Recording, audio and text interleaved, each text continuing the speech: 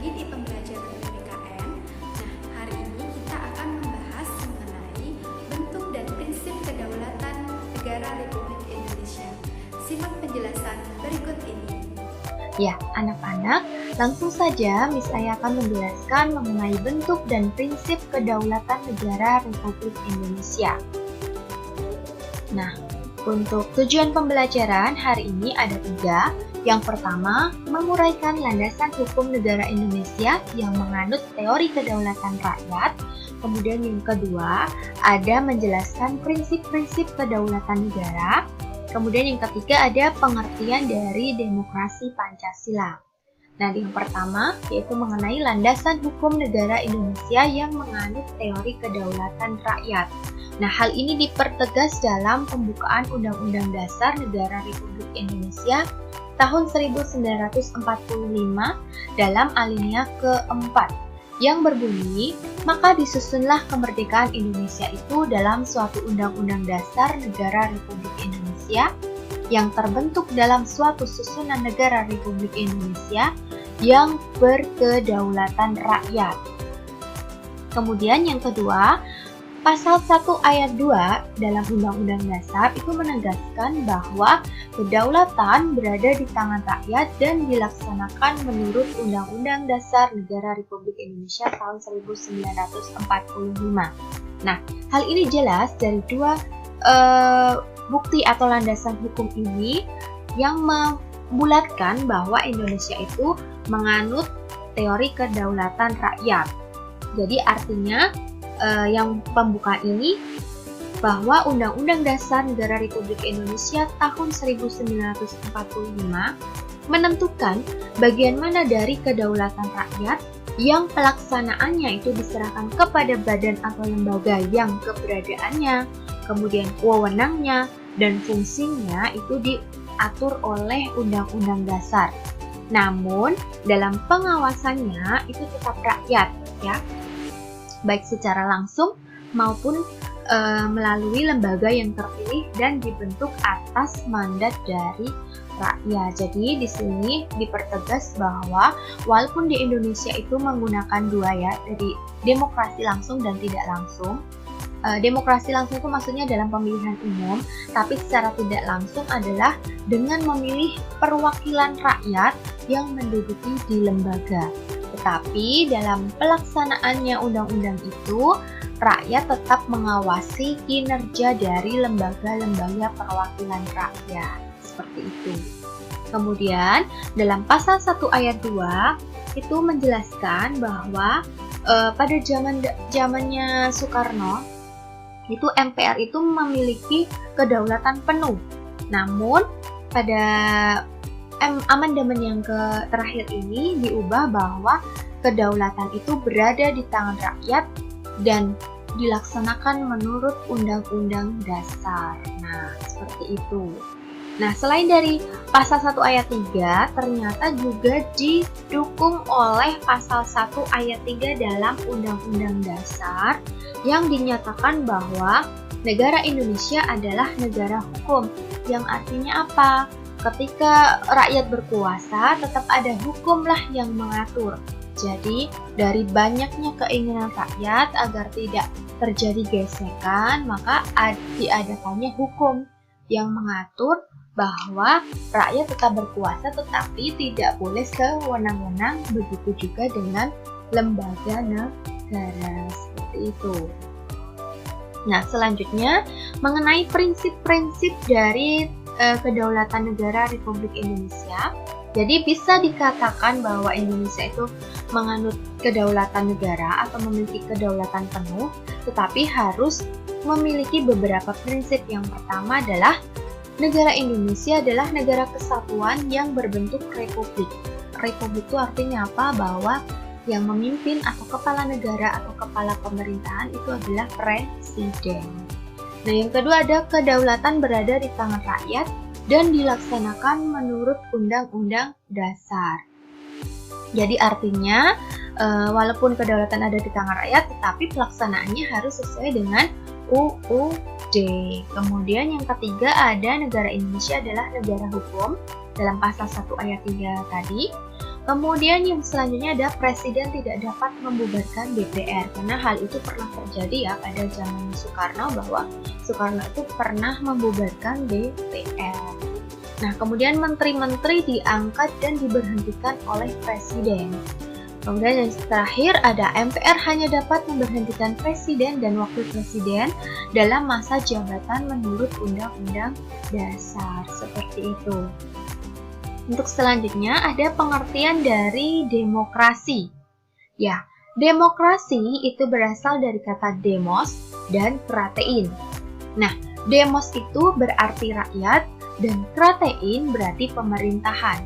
Secara harfiah, demokrasi memiliki pengertian bahwa pemerintahan dari rakyat. Nah, hal ini juga dipertegas dari Abraham Lincoln yang mengatakan bahwa demokrasi itu sebagai pemerintahan dari rakyat, oleh rakyat, dan untuk rakyat. Jadi, dalam negara demokrasi, rakyat itu memiliki kekuasaan untuk mengatur pemerintahan atau kekuasaan itu ada di tangan rakyat. Nah, kenapa kita sangkut pautan dari kedaulatan negara itu dengan demokrasi? Kalau kedaulatan negara tadi yang dipakai Indonesia adalah kedaulatan rakyat. Nah, hal ini sejalan dengan pengertian dari demokrasi. Jadi, kedaulatan rakyat bisa dikatakan juga dengan demokrasi, seperti itu. Ya. Selanjutnya mengenai demokrasi Pancasila. Nah, lebih dalam lagi bahwa di Indonesia itu menganut demokrasi Pancasila. Demokrasi yang hanya satu-satunya diterapkan yaitu di Indonesia. Di negara lain memang banyak yang menganut demokrasi, tapi bukan demokrasi Pancasila. Nah, apa itu demokrasi Pancasila? Itu memiliki makna bahwa demokrasi ini dijiwai dengan nilai-nilai Pancasila. Jadi, demokrasi itu dijiwai oleh nilai ketuhanan yang Maha Esa, kemanusiaan yang adil dan beradab, persatuan Indonesia, dan kerakyatan yang dipimpin oleh hikmat kebijaksanaan dalam permusyawaratan perwakilan, dan yang terakhir ada keadilan sosial bagi seluruh rakyat Indonesia, seperti itu. Nah, asas atau prinsip dari demokrasi Pancasila yaitu dalam pengambilan keputusan itu selalu melalui musyawarah mufakat. Apa itu musyawarah dan apa itu mufakat? Ya, kalau musyawarah itu berarti pembahasan untuk menyatukan pendapat dalam penyelesaian masalah bersama.